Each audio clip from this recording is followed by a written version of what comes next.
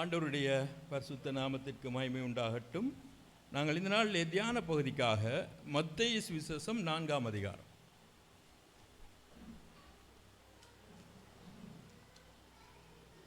மத்தேயு சுவிசேஷம் 4ஆம் அதிகாரம் 1 4 வரைக்கும் வாசிக்க கேட்போமா? அப்பொழுது இயேசு பிசாசினால் சோதிக்கப்படுவதற்கு ஆவியானவராலே வனாந்திரத்திற்கு கொண்டு போகப்பட்டார். அவர் இரவும் பகலும் 40 நாள் உபவாசமாய் இருந்த பின்பு அவருக்கு பசி உண்டாயிற்று. அப்பொழுது சோதனைக்காரன் அவரிடத்தில் வந்து, நீர் தேவனுடைய குமாரனியானால் இந்த கல்லுகள் அப்பங்களாகும்படி சொல்லும் என்றான். அவர் பிரதியுத்தரமாக, மனுஷன் அப்பத்தினாலே மாத்திரமல்ல, தேவனுடைய வாயிலிருந்து புறப்படுகிற ஒவ்வொரு வார்த்தையினாலும் பிழைப்பான் என்று எழுதியிருக்கிறதே என்றார்.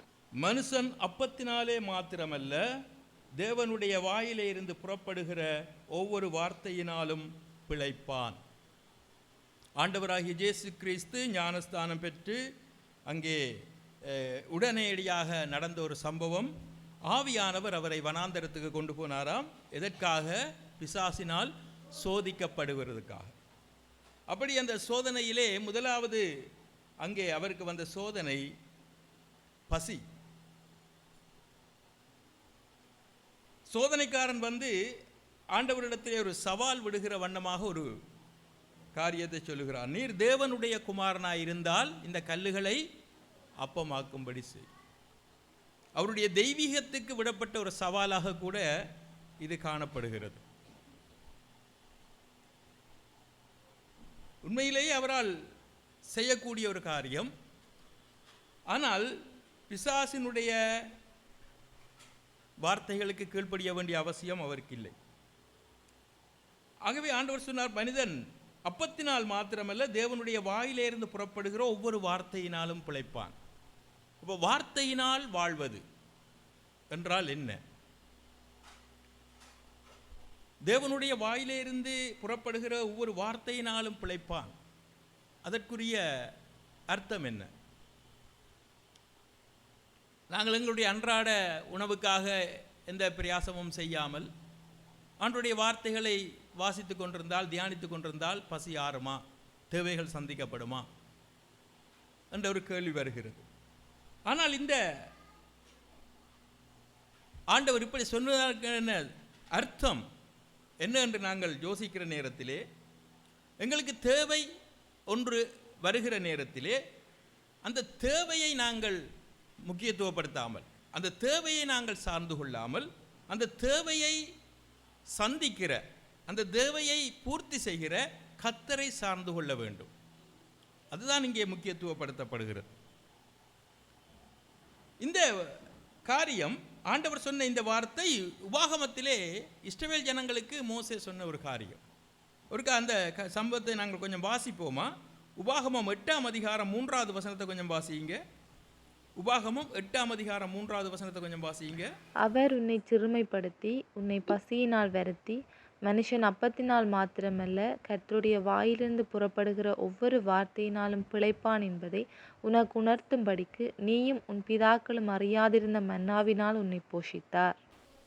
அவர் உன்னை சிறுமைப்படுத்தி உன்னை பசியினால் வருத்தி, மனிதன் அப்பத்தினால் மாத்திரமல்ல, தேவனுடைய வாயிலிருந்து புறப்படுகிற ஒவ்வொரு வார்த்தையினாலும் பிழைப்பான் என்பதை நீ அறியும்படிக்கு வனாந்திரத்திலே மன்னாவினால் உன்னை போஷித்தார் என்று சொல்லப்படுகிறது.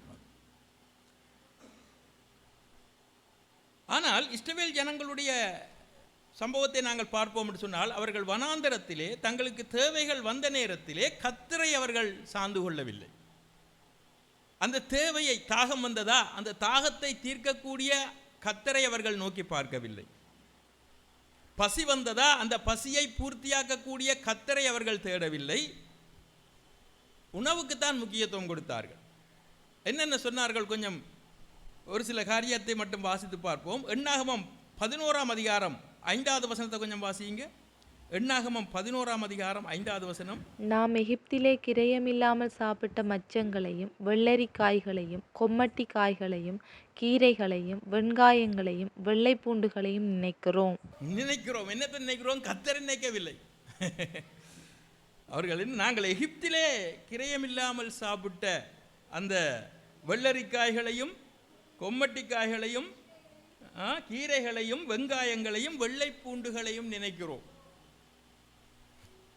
சாப்பாட்டிலே ஒரு தவணம் வந்த நேரத்திலே அந்த உணவை அவர்களுக்கு தருகிற கர்த்தரை அவர்கள் நோக்கவில்லை, சாப்பாட்டை தான் அவர்கள் முக்கியத்துவப்படுத்தினார்கள்.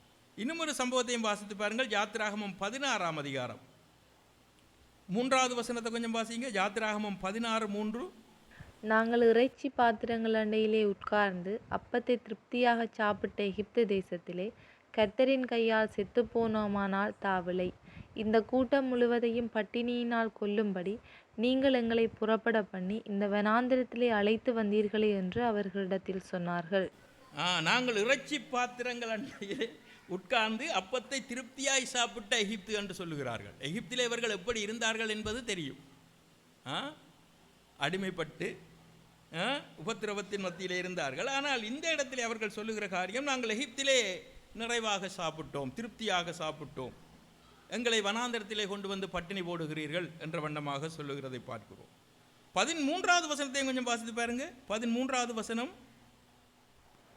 சாயங்காலத்தில் காடைகள் வந்து விழுந்து பாளையத்தை மூடிக்கொண்டது. விடியற் காலத்தில் பாளையத்தை சுற்றி நாங்கள் இதை தொடர்ந்து நாங்கள் அந்த பகுதியை வாசித்து பார்த்தோம் என்று சொன்னால், ஆண்டவர் அவர்களை நான் எப்படியாக போஷிப்பேன் என்பதை அவர்களுக்கு சொல்லுகிறதை நாங்கள் பார்க்கின்றோம்.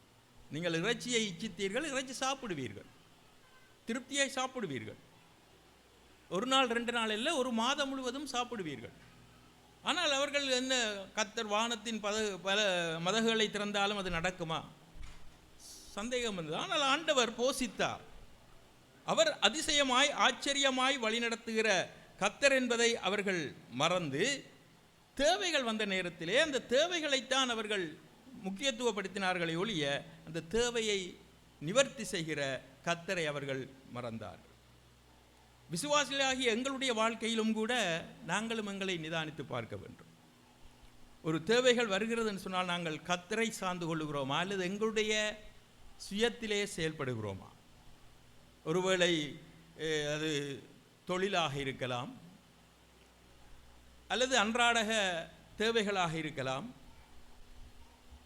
திருமண காரியங்களாக இருக்கலாம். என்ன, வாலிப வயதில் இருக்கிறவர்கள் இந்த காரியத்திலே அவதானமாக இருக்க வேண்டும். திருமணம் முடிக்க வேண்டுமென்ற ஒரு ஆவல் வந்தது என்று சொன்னால் ஏற்ற துணையை தருகிற கர்த்தரிடத்திலே கேட்க வேண்டும், கர்த்தரிடத்துக்கு சார்ந்து கொள்ள வேண்டும்.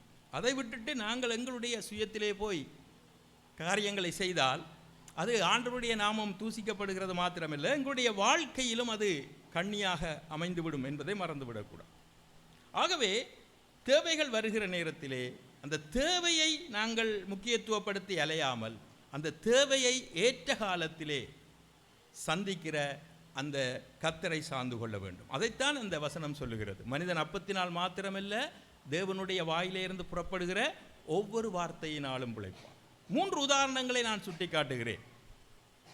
ஆபிரகாமை நாங்கள் நோக்கி பார்ப்போம் என்று சொன்னால், ஆபிரகாம் நேரடியாக கர்த்தராலே சோதிக்கப்பட்டார். அவருடைய நேசகுமாரனாகிய ஈசாக்கை பலி செலுத்தும்படி ஆண்டவர் கேட்ட நேரத்திலே அவர் எந்த விதமான ஆட்சேபனையும் தெரிவிக்காமல் அந்த மகனை அழைத்து கொண்டு போகிறார். அழைத்து கொண்டு போகிற நேரத்திலே தகன பலிக்கான விறகுகள், நெருப்பு எல்லாத்தையும் கொண்டு போகிறார், மகனையும் கூட்டி கொண்டு போகிறார். ஆனால் அந்த நேரத்திலே ஈசாக்குக்கு ஒரு சந்தேகம் வந்தது. ஈசாக்கு கேட்ட கேள்விக்கு அவர் சொன்ன பதில் எங்களுக்கு ஒரு நல்ல பாடமாக இருக்கிறது. கொஞ்சம் நாங்கள் அதை வாசிப்போம். ஆதியாகமம் 22ஆம் அதிகாரம். ஆதியாகமத்திலே 22ஆம் அதிகாரத்திலே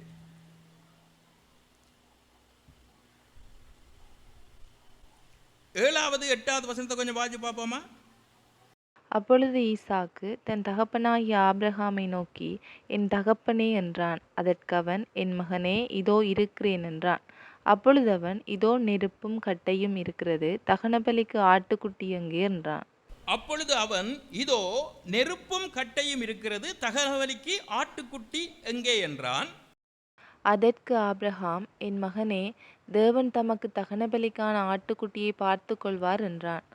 என் மகனே, தேவன் நமக்கு தகனபலிக்கான ஆட்டுக்குட்டியை பார்த்து கொள்வார். பாருங்கள், கர்த்தரை சார்ந்து கொள்ளுகிற அந்த காரியம். கர்த்தரை சார்ந்து கொள்ளுகிற இந்த காரியம். ஆபிரகாமுக்குள்ளே அந்த விசுவாசம் இருந்தது. பல வருடங்களாக காத்திருந்து அந்த குமாரன் மூலமாக உன் சந்ததி பெருகும் என்று சொன்ன ஆண்டவரை அவர் முழு நிச்சயமாக நம்பினார், சார்ந்து கொண்டார். அவருக்கு தெரிந்திருந்தது ஈசாக்குக்கு பதிலாக அங்கே பலி மிருகம் கொடுக்கப்படும் என்பது. விசுவாச கண்ணாலே அதை பார்த்து அவர் ஆண்டவரை சார்ந்து கொண்டு அறிக்கை செய்கிறதை பார்க்கிறோம். கர்த்தருடைய சமூகத்திலே பார்த்து கொள்ளப்படும். இன்னுமொரு உதாரணத்தை நான் சொல்லுகிறேன். அன்னாளை குறித்து எங்களுக்கு தெரியும். அன்னாளுக்கு குழந்தை பாக்கியத்துக்காக அவர் வெகு நாள் காத்திருந்த ஒரு சகோதரி. குழந்தை பாக்கியம் இல்லாமல் அவதிப்பட்டார். அவருடைய கணவனுடைய மறுமனையாட்டியின் நிமித்தமாக அநேக பரிகாசத்துக்குள்ளானார். ஆனால் அவர் எடுத்த ஒரு தீர்மானம் தேவனை கர்த்தரை சார்ந்து கொள்ளுகிற ஒரு தீர்மானம். தேவ சமூகத்திலே போய் அவர் தன்னுடைய முறைப்பாட்டை தெரிவிக்கிற நேரத்திலே ஆசாரியனாலே அதை உணர்ந்து கொள்ள முடியவில்லை. ஆசாரியன் அந்த சகோதரியை தவறான கண்ணோட்டத்திலே பார்த்தார். ஆனால் அந்த சகோதரி சொல்லுகிறார், நீர் நினைக்கிற மாதிரி நான் பெண் அல்ல, என்னுடைய மன வியாகுலத்தை நான் ஆண்டவரிடத்திலே முறையிட்டேன். அவர் சொல்ல ஒரு வார்த்தையை பாருங்கள். 18வது வசனத்தை கொஞ்சம் 15வது வசனத்தை கொஞ்சம் வாசிப்போமா? 1 சாமுவேல் 1ஆம் அதிகாரம் 15வது வசனம்.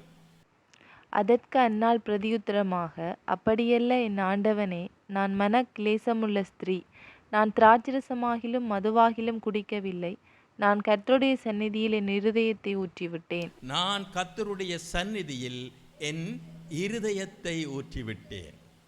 அழகாக சொல்லுகிறார் பாருங்கள். எனக்கு ஒரு துக்கம் இருந்தது, எனக்கு ஒரு குறைவு இருந்தது, எனக்கு ஒரு தேவை இருந்தது. அந்த தேவையை நான் என் கர்த்தரிடத்திலே ஊற்றிவிட்டேன், இருதயத்தை ஊற்றிவிட்டேன். அருமையான தேவனுடைய பிள்ளைகளே, தேவைகள் வருகிற நேரத்திலே அந்த தேவைகளை ஏற்ற காலத்திலே என்ன வேதம் சொல்லுகிறது, அவர் அதினதின் காலத்திலே எல்லாவற்றையும் நேர்த்தியாக செய்திருக்கிறவர். நேர்த்தியாக செய்திருக்கிறவர், நேர்த்தியாக செய்கிறவர். அதனால்தான் புதிய ஏற்பாட்டிலும் அப்போஸ்தலர் சொல்லுகிறார், ஏற்ற காலத்திலே தேவன் உங்களை உயர்த்தும்படிக்கு அவருடைய பலத்தகரத்திலே அடங்கி இருங்கள். அது எப்படிப்பட்ட தேவையாகவும் இருக்கலாம். கர்த்தரை சார்ந்து கொள்ள வேண்டும். என்ன அந்த குறிப்பிட்ட அந்த காரியத்துக்கு முக்கியத்துவம் கொடுத்து கர்த்தருடைய நாமத்தை நாங்கள் தூசித்து விடக்கூடாது. இஸ்ரவேல் ஜனங்கள் அந்த காரியத்திலே தவற விட்டார்கள். என்ன தண்ணீர் தவனம் வந்த நேரத்திலே முறுமுறுத்தார்கள். என்ன இறைச்சி சாப்பிட வேண்டிய ஆசை வந்த நேரத்திலே முறுமுறுத்தார்கள். எங்களுடைய வாழ்க்கையிலே அப்படி இருக்கக்கூடாது. அருமையான தேவனுடைய பிள்ளைகளே, எலியா தீர்க்கதரிசியின் அனுபவத்திலே இருந்து நாங்கள் அந்த காரியத்தை பார்த்து நாங்கள் ஜெபிப்போம். எலியா தீர்க்கதரிசியின் அனுபவம், ஆண்டவர் போஷித்தார் அல்லவா? காகத்தை கொண்டு போஷித்தார், விதவையை கொண்டு போஷித்தார், கடைசியிலே தூதனை கொண்டு ஆண்டவர் போஷித்தார். அவர் போஷிக்கிறவர், அவர் அழைத்தவர். எங்களுடைய அன்றாட தேவைகளை சந்திக்க அவர் போதுமானவர். இன்றைக்கும் கூட அநேகமாக தேவனுடைய பிள்ளைகள் சரீர பிரகாரமான தேவைகள் நிமித்தமாக சோர்ந்து போய் விசுவாச வாழ்க்கையிலே ஒரு அனல் இல்லாமல், விசுவாச வாழ்க்கையிலே ஒரு உற்சாகம் இல்லாமல், அந்த குறைவையே சொல்லி சொல்லி சொல்லி புலம்பிக் கொண்டிருக்கிற காரியங்களை நாங்கள் பார்க்கிறோம். அருமையான தேவனுடைய பிள்ளையே, மனிதன் அப்பத்தினால் மாத்திரமல்ல, கர்த்தருடைய வாயிலிருந்து புறப்படுகிற ஒவ்வொரு வார்த்தையினாலும் பிழைப்பான் என்ற அந்த சத்தியத்தை நாங்கள் புரிந்து கொண்டோம் என்று சொன்னால், அதை நாங்கள் பூரணமாக நம்புவோம் என்று சொன்னால், விசுவாச வாழ்க்கையிலே எந்த சந்தர்ப்பத்திலும் நாங்கள் சோர்ந்து போக முடியாது. ஆகவே தன்னுடைய தாசனாகிய எலியா தீர்க்கதரிசிக்கு கர்த்தர் அங்கே போஷித்ததை நாங்கள் வேதத்திலே பார்க்கின்றோம்.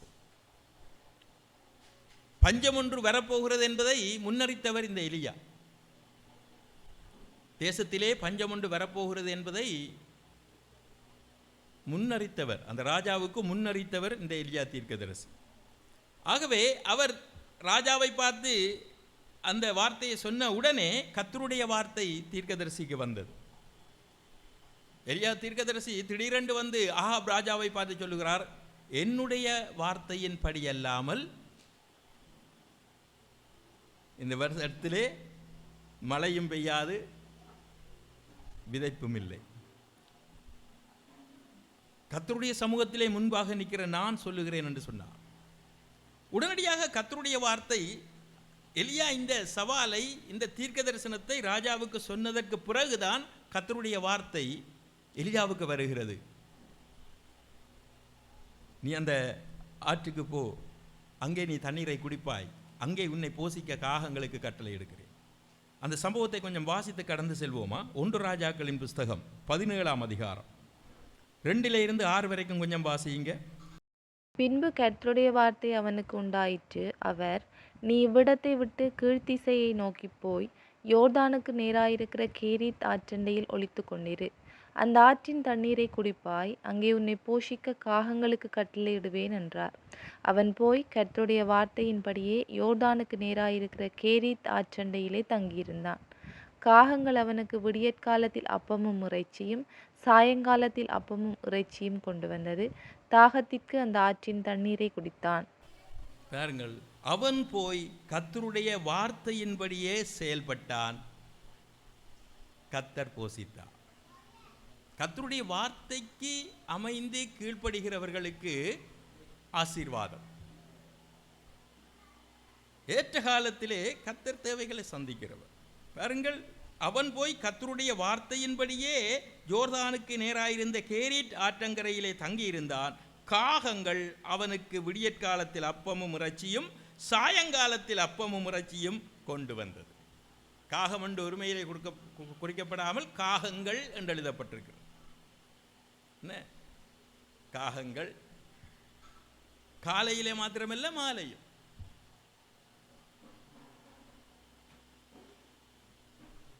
இங்கே நாங்கள் எலியாவை போஷித்த தேவனை, தேவனால எலியா போஷிக்கப்பட்டதை பார்க்கிலும் அந்த காகங்களை நாங்கள் கொஞ்சம் சிந்திக்க வேண்டும். ஆண்டவர் உபதேசிக்கிற நேரத்திலே சொன்னார், காகங்களை கவனித்து பாருங்கள் என்று சொல்லி. நீங்கள் நாளைக்காக கவலைப்பட வேண்டாம், உணவுக்காக கவலைப்பட வேண்டாம், காகங்களை கவனித்து பாருங்கள், அவைகள் எப்படி போஷிக்கப்படுகின்றன. லூக்கா சுவிசேஷம் 12ஆம் அதிகாரம் 24வது வசனத்தை கொஞ்சம் வாசிப்போமா? காகங்களை கவனித்து பாருங்கள், அவைகள் விதைக்கிறதும் இல்லை, அறுக்கிறதும் இல்லை, அவைகளுக்கு பண்டசாலையும் இல்லை, களஞ்சியமும் இல்லை. இல்லாவிட்டாலும் அவைகளையும் தேவன் பிழைப்பூட்டுகிறார். பறவைகளை பார்க்கிலும் நீங்கள் எவ்வளவோ விசேஷித்தவர்களாய் இருக்கிறீர்கள். அவைகளையும் தேவன். காகங்களை கவனித்து பாருங்கள், அதற்கு நாளைக்காக அது கவலைப்படுகிறதில்லை. நாளைக்காக அல்லது அடுத்த வேளை ஆகாரத்துக்காக கூட அது அதுக்கு அதையே நினைத்து அது கவலைப்படுகிறதில்லை. அதுக்கு ஏற்ற நேரத்திலே அது அவைகளுடைய தேவைகள் சந்திக்கப்படுகிறது. அதனால தான் இங்கே ஆண்டவர் சொல்கிறார், காகங்களை கவனித்து பாருங்கள், அவைகள் விதைக்கிறதில்லை, அறுக்கிறதில்லை, அவைகளுக்கு அதுக்காக மனிதர்களாகிய நாங்கள் விதைக்காமல் அறுக்காமல் பிரயாசப்படாமல் இருக்கணும் என்று ஆண்டவர் இங்கே சொல்லவில்லை. அந்த பறவைகளை போஷிக்கிற கர்த்தர் உங்களை போஷிக்க மாட்டாரா? அவைகளை பார்க்கலும் நீங்கள் விசேஷித்தவர்கள் அல்லவா? ஆகவே தேவைகள் என்றொன்று வருகிற நேரத்திலே மட்டும் உணவு சார்ந்தது மாத்திரமல்ல, மற்ற காரியங்களாகவும் இருக்கலாம். எங்களுடைய வாழ்க்கையிலே வருகிற அன்றாட தேவைகள், அந்த தேவைகளை மாத்திரம் முக்கியத்துவப்படுத்தி நாங்கள் கவலைப்படக்கூடாது. இந்த தேவைகளை சந்திக்கிற கர்த்தரை சார்ந்து கொள்ள வேண்டும். சங்கீதம் 147வது சங்கீதத்திலே 9வது வசனத்திலே சங்கீதக்காரன் சொல்லுகிறான், அவர் மிருக ஜீவன்களுக்கும் கூப்பிடுகிற காக்கை குஞ்சுகளுக்கும் ஆகாரம் கொடுக்கிறவர். காகங்கள் பாருங்கள் என்ன செய்கிறதான், காகங்கள் கூப்பிடுகிற காக்கை குஞ்சுகள். பறவைகளும் கூட கர்த்தரை நோக்கி கூப்பிடுகின்றன. கூப்பிடுகிற காக்கை குஞ்சுகளுக்கும் ஆகாரம் கொடுக்கிறார். பறவைகளை உதாரணம் காட்டப்படுகிறதை பார்க்கிறோம். இன்றைக்கு பாருங்கள், எங்களுக்கு தேவைகள் என்று வருகிற நேரத்திலே கர்த்தரை நோக்கி கூப்பிடுகிறது இல்லை, கர்த்தரிடத்தில் இல்லை, வேற எங்கேயாவது நாங்கள் கூப்பிடுவோம், தொலைபேசியிலே கூப்பிடுவோம். என்ன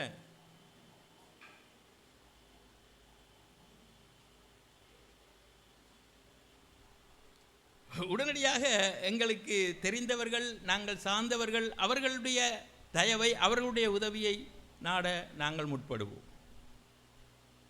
அப்படிப்பட்ட சூழ்நிலைகளிலே அநேகமாக விசுவாசம் கொஞ்சம் தடுமாறி விடுகிறது. அருமையான தேவனுடைய பிள்ளையே, தேவைகள் வருகிற நேரத்திலே அந்த தேவைகளை நிவர்த்தி தேவன், சங்கீதக்காரன் தாவீது சொன்னார், என்னுடைய ஜீவனுள்ள நாளெல்லாம் நன்மையும் கிருபையும் என்னை தொடரும், என் பாத்திரம் நிரம்பி வழிகிறது என்று அவர் பாடினார் அல்லவா.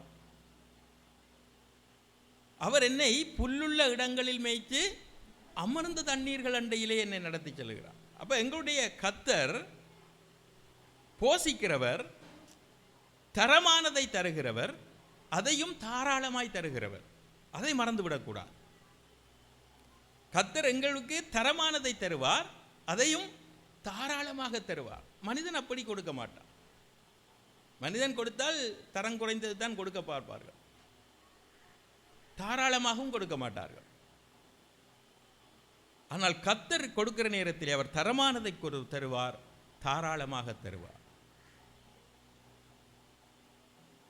ஆகவே அருமையான தேவனுடைய பிள்ளையை, இன்னும் ஒரு காகத்தை குறித்து பார்க்கிற நேரத்திலே ஜோபுவின் புஸ்தகம், ஜோபு 38ஆம் அதிகாரம் 41வது வசனத்தை கொஞ்சம் வாசித்து போவோமா? காக்கை குஞ்சுகள் தேவனை நோக்கி கூப்பிட்டு ஆகாரம் இல்லாமல் பறந்து அலைகிற போது அவைகளுக்கு இரையை சவதரித்து கொடுக்கிறவர் யார்?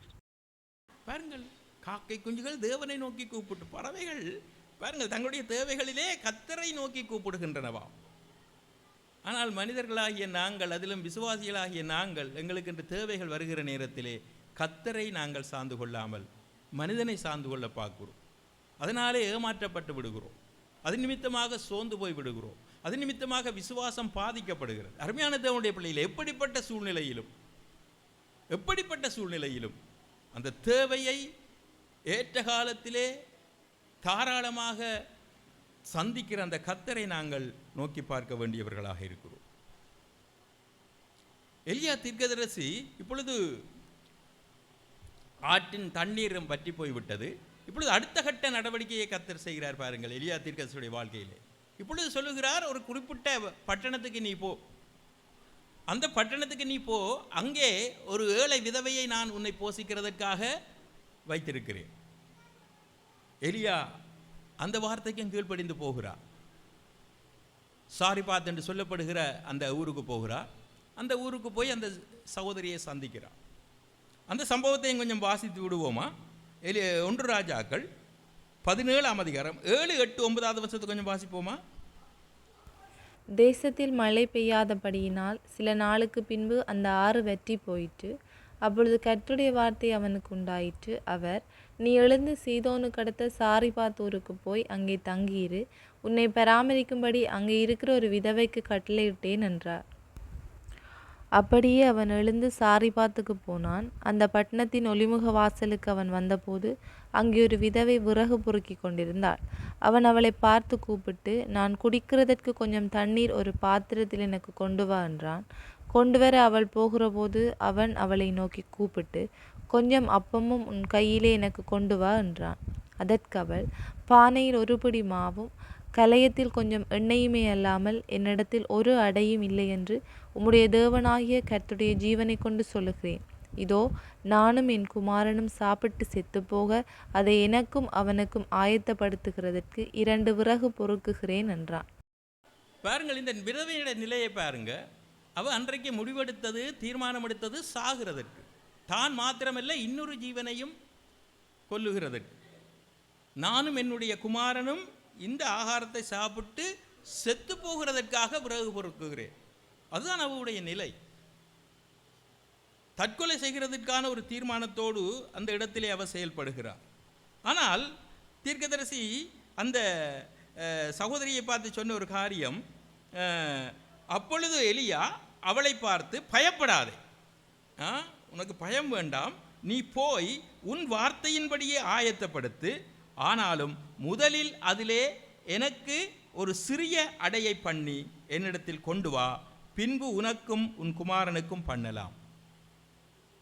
நான் இந்த நிலையிலே இருந்த நேரத்திலே இப்படிப்பட்ட ஒரு காரியம் எனக்கு சொல்லப்பட்டால் சொன்னவனை என்ன செய்திருப்பேன்? சரியான பசி, அந்த பசியை தீர்க்க நிமித்தமாக ஆகாரத்தை உண்டு பண்ண விரும்புகிறேன். திடீரென்று ஒரு மனிதன் வந்து தனக்கு தரும்படி கேட்கிறான். அதுவும் முதல் எனக்கு தான் என்று சொல்லுகிறார். ஆனால் வேதம் சொல்லுகிறது,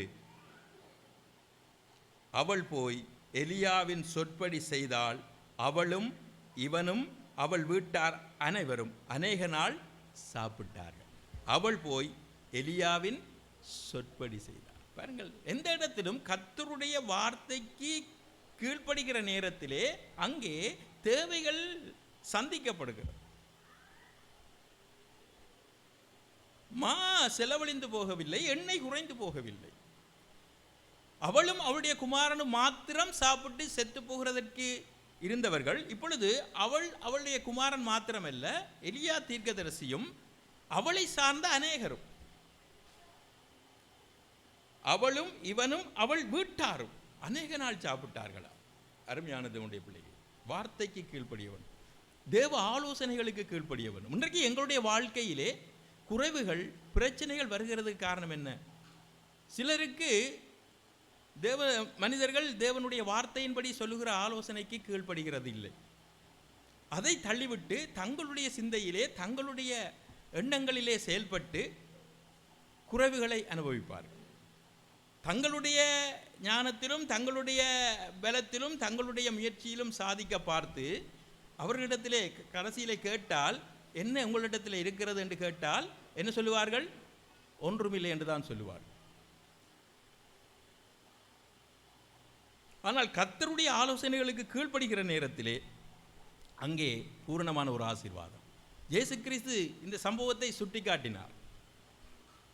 எலியா தீர்க்கதரிசியின் காலத்திலே இஷ்டவேலிலே அநேக விதவைகள் இருந்தார்கள். ஆனால் அவர்களிடத்தில் எலியா தீர்க்கதரிசி அனுப்பப்படவில்லை, சாரிபாத் ஊருக்கு அனுப்பப்பட்டார். என்ன காரணம்? ஏண்டா இஷ்டவேலர்கள் கீழ்ப்படியாத இருதயமுடையவர்கள். அவருக்கு அந்த சம்பவத்தை கொஞ்சம் ஆண்டவர் சொன்ன அந்த வார்த்தையை கொஞ்சம் வாசித்து கடந்து செல்வோம். லூக்கா 4ஆம் அதிகாரம் 25-26 கொஞ்சம் சீக்கிரமாக வாசிங்க. அன்றியும் எலியாவின் நாட்களிலே 3 வருஷமும் 6 மாதமும் வானம் அடைபட்டு தேசமெங்கும் மிகுந்த பஞ்சம் உண்டாயிருந்த போது இஸ்ரவேலருக்குள் அநேகம் விதவைகள் இருந்தார்கள். ஆயினும் எலியா சீதோன் நாட்டிலுள்ள சரெப்தா ஊரிலிருந்து ஒரு விதவையினிடத்திற்கு அனுப்பப்பட்டானே அல்லாமல் மற்றொருத்தியினிடத்திற்கும் அனுப்பப்படவில்லை. எலியாவின் நாட்களிலே 3 வருஷமும் 6 மாசமும் வானம் அடைபட்டு தேசமெங்கும் மிகுந்த பஞ்சம் உண்டாயிருந்த போது இஸ்ரவேலருக்குள் அநேகம் விதவைகள் இருந்தார்கள். இஸ்ரவேலருக்குள்ளே இருந்தார்கள், தேவ ஜனங்கள் மத்தியிலே இருந்தார்கள் விதவைகள். ஆனாலும் எலியா சீதோன் நாட்டிலே இல்ல சரப்தா ஊரில் இருந்த ஒரு விதவையினிடத்திலே அனுப்பப்பட்டார். காரணம் என்ன? இங்கே இருக்கிறவர்கள் கீழ்ப்படியாதவர்கள். ஆண்டவருக்கு தெரியும் தன்னுடைய ஜனங்களை குறித்து முரட்டாட்டம் உள்ள வணங்கா கழுத்துள்ளவர்கள் என்று ஆண்டவர் சொன்னார். ஆனால் அந்த ஊரில் இருந்த அந்த குறிப்பிட்ட அந்த சகோதரியை பார்க்கிறோம், அந்த விதவையை பார்க்கிறோம். அந்த ஊழியக்காரனுடைய வார்த்தைக்கு கீழ்ப்படிந்தார், ஆலோசனைக்கு கீழ்ப்படிந்தார். இந்த பிரகாரமாக நீ செய், மா குறைஞ்சு போகாது, பஞ்சம் தீரும் வரைக்கும் நீ போஷிக்கப்படுவாய், இப்படி செய். தேவ மனிதனுடைய ஆலோசனைக்கு அந்த சகோதரி கீழ்ப்படிந்தாள், ஆசீர்வாதத்தை அவள் சுதந்திரித்துக் கொண்டாள். கீழ்ப்படிதல் முக்கியம். அருமையாக கர்த்தருடைய வார்த்தைக்கும் கர்த்தருடைய ஆலோசனைகளுக்கும் கீழ்ப்படிந்து பாருங்கள். குறைவுகள், தேவைகள் ஏற்ற காலத்திலே சந்திக்கப்படும். அதனால்தான் சங்கீதக்காரன் சொன்னால், சிங்கக்குட்டிகள் தாழ்ச்சி அடைந்து பட்டினியாயிருக்கும், கர்த்தரை தேடுகிறவர்களுக்கு ஒரு நன்மையும் குறைபடாது. ஆனால் அநேகருக்கு எங்களுக்கு கேள்வி, இப்படி வேதம் சொல்லுகிறது, ஆனால் என்னுடைய வாழ்க்கையிலே ஏன் குறைவுகள், ஏன் நன்மைகள் குறைகிறது?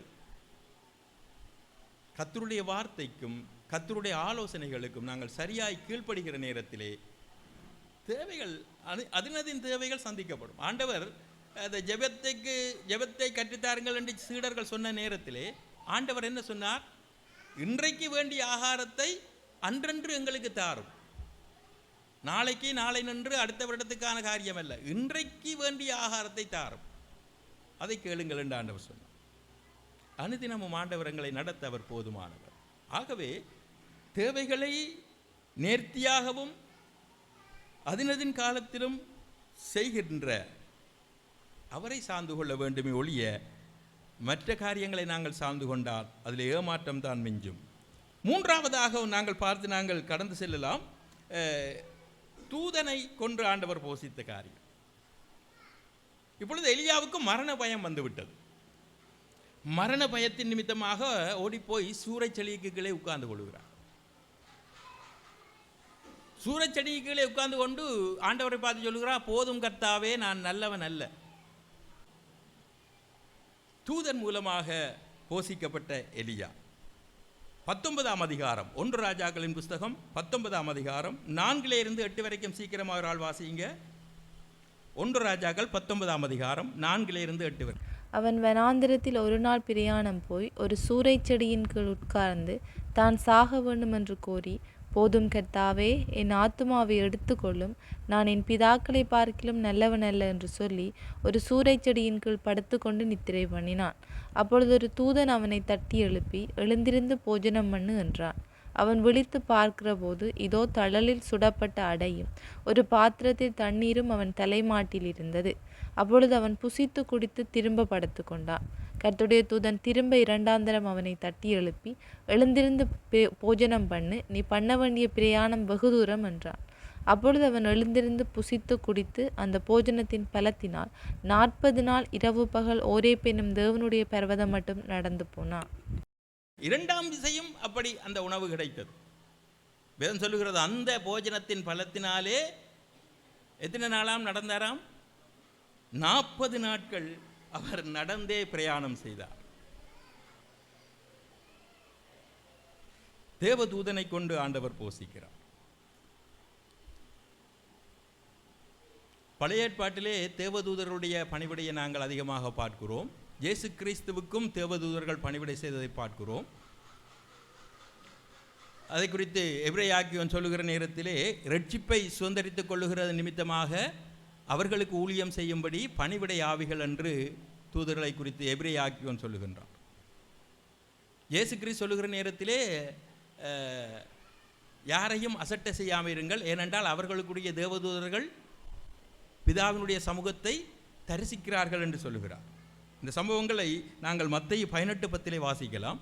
முதல் சொன்ன காரியத்தை எபிரேயர் 1ஆம் அதிகாரம் 14வது வசனத்திலே வாசிக்கலாம். சங்கீதம் 91 நாங்கள் வாசிக்கிறோம், தேவதூதர்கள் உன்னை என்ன செய்வார்கள்? தாங்குவார்கள்.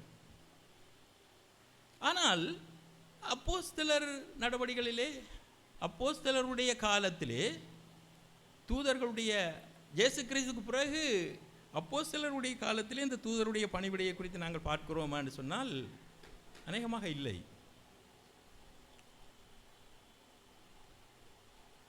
இப்பொழுது எங்களுக்கு பரிசுத்த ஆவியானவர் ஊற்றப்பட்டிருக்கிறார். என்ன, பழைய ஏற்பாட்டிலே போல என்னுடைய வாழ்க்கையிலும் தூதருடைய பணிவிடை தேவை என்று நாங்கள் எண்ணாமல், எங்களுக்குள்ளே நித்தியமாக தங்குகிற ஆவியானவர் ஊற்றப்பட்டிருக்கிறார். யோவான் சுவிசேஷம் 14ஆம் அதிகாரம் 16வது வசனத்தை கொஞ்சம் வாசியுங்க. நான் பிதாவை வேண்டிக் கொள்ளுவேன், அப்பொழுது என்றென்றைக்கும் உங்களுடனே கூட இருக்கும்படிக்கு சத்திய ஆவியாகிய வேறொரு தேற்றரவாளனை அவர் உங்களுக்கு தந்தருளுவார். என்றென்றைக்கும் உங்களோட கூட இருக்கும்படிக்கு சத்திய ஆவியாகிய தேற்றரவாளன். அவர் தேற்றரவாளன். அவர் உங்களுடைய இரட்சிப்பின் நிறைவேறுதலுக்காக வாக்கு கடங்காத பெருமூச்சுகளோடு வேண்டுதல் செய்கிறவர். அவர் உங்களுடைய வாழ்க்கையிலே, உங்களுடைய பலவீனங்களிலே உதவி செய்கிறவர். ஆவியானுடைய ஊழியங்களை குறித்து நாங்கள் வேதத்திலே அதிகமாக பார்க்கலாம். என்ன, கர்த்தருடைய ஆவியானவர் எங்களுக்குள்ளே இருந்து அனுதினமும் எங்களை நடத்துகிறவர். சீடர்கள் இயேசு கிறிஸ்து சிலுவையிலே அறையப்பட்ட பிறகு என்ன, அதுக்கு பிறகு ஆண்டவருடைய உயிர்த்தெழுதல் எல்லாம் அனுபவித்தவர்கள். உயிர்த்தெழுந்து அவர்களுக்கு தரிசனமானார். சீடர்களுக்கு 2 அல்லது 3 தடவைகள் தரிசனமானார். 2 தடவை ஏற்கனவே தரிசனமானார். ஆனாலும் பாருங்கள், பேதுரு சொல்லுகிறார், நான் என்ன செய்ய போகின்றேன்? மீன் பிடிக்க போகிறேன். அவர் சொல்ல நேரத்தை மற்றவர்களும் சொன்னார்கள், நாங்களும் அப்படி என்றா வாரோம். என்றால் அவர்களுக்கு என்ன செய்கிறது என்று தெரியவில்லை. பிழைக்க வேண்டுமே, மனைவி பிள்ளைகள் இருக்கிறார்கள், போஷிக்க வேண்டும். இப்படியே உட்கார்ந்திருந்தால் என்ன செய்கிறது என்று தெரியவில்லை. போவோம், பழைய தொழிலுக்கு போவோம் என்று தீர்மானித்தார்கள். நாங்களும் வருகிறோம். போனார்கள், ஒன்றும் அகப்படவில்லை. ஆண்டவர் வந்து கேட்டார், பிள்ளைகளே, புசிக்கிறதற்கு உங்களிடத்தில் ஏதாவது இருக்கிறதா? ஒன்றும் இல்லை ஐயா. அப்போ நீங்கள் படகுக்கு வலதுபுறமாக போய் வலையை போடுங்கள். 153 பெரிய மீன்கள் அகப்பட்டதா. அதை கரைக்கு இழுத்து கொண்டு வருகிற நேரத்தில் இப்போ கரையில் வந்து பார்க்கிறார்கள். பாருங்கள், ஆச்சரியம். கரையில் வந்து பார்க்குற நேரத்தில் ஏற்கனவே அவர்களுக்கு உணவு ஆண்டவர் தயாரித்து வைத்திருந்தார். யோவான் 21ஆம் அதிகாரம் 9வது வசனத்தை கொஞ்சம் வாசி. யோவான் 21ஆம் அதிகாரம் 9வது வசனம். அவர்கள் கரையிலே வந்து இறங்கின போது கரிநெருப்பு போட்டிருக்கிறதையும் அதின் மேல் மீன் வைத்திருக்கிறதையும் அப்பத்தையும் கண்டார்கள். மீனை சுட்டு வேக வைத்து அப்பமும் அவர்களுக்காக ஆண்டவர் தயார்படுத்தி வைத்திருந்தார். என்ன தன்னுடைய காரியமாக அந்த சீடர்களை அங்கே அவர்களை நியமிக்கிற நேரத்திலே அவர்களுடைய சரீர தேவைகளையும் சந்திக்க அவர் போதுமானவர் என்பதை அங்கே ஆண்டவர் அவர்களுக்கு அறிவுறுத்தினார்.